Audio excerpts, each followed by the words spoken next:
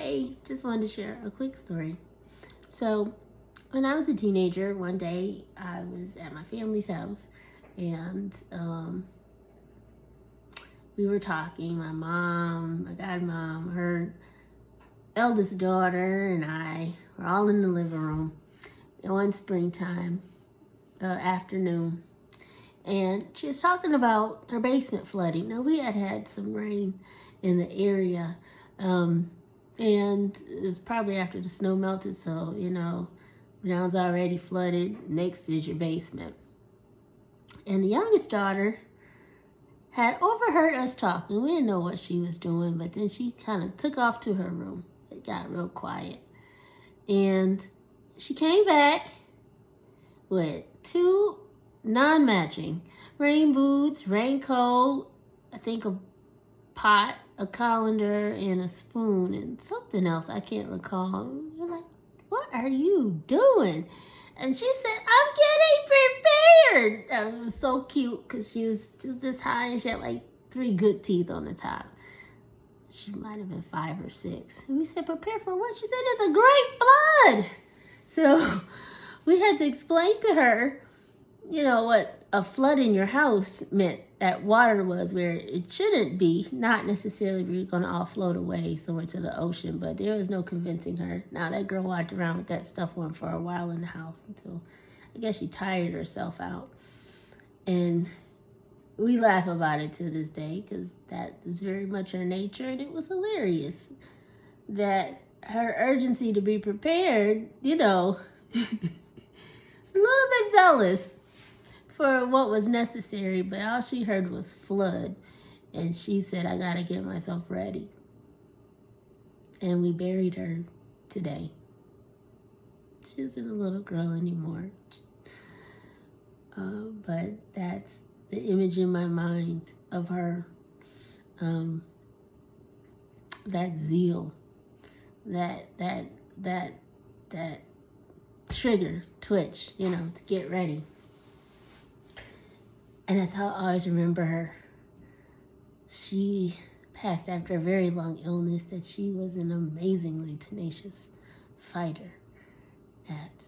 And it, like all of her life, was very important that she have semblances of dignity and do anything possible that she can do to move herself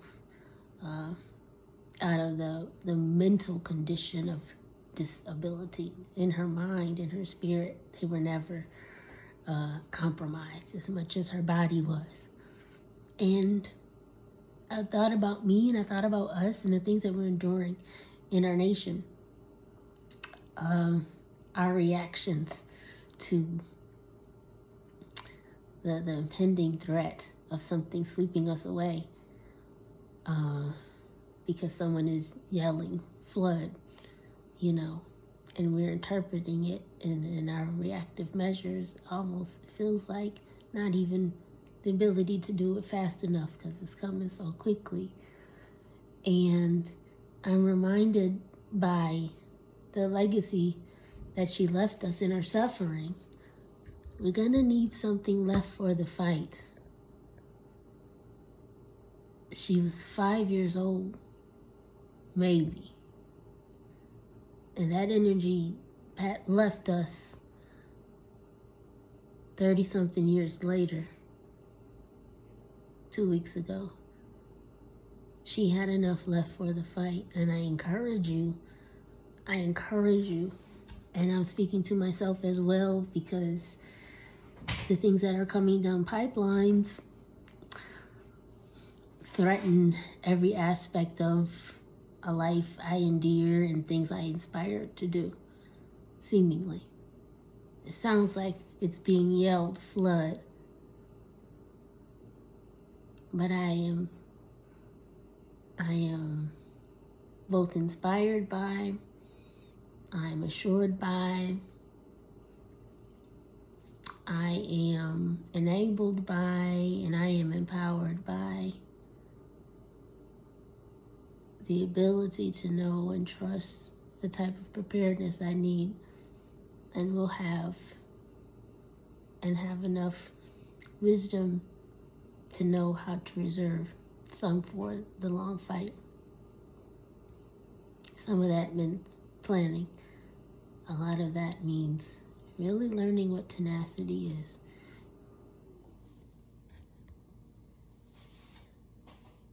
In these times. Relearning, maybe. A different type. I encourage you to find ways to elegantly endure, ways that keep and maintain your dignity, types of dignity, while weathering the fight. How to maintain that, to prevent weathering. There are anxieties that are arising that are not sustainable. They're not even advisable. They're not productive. So these are things that we learn that we must do for the long fight, for the good fight.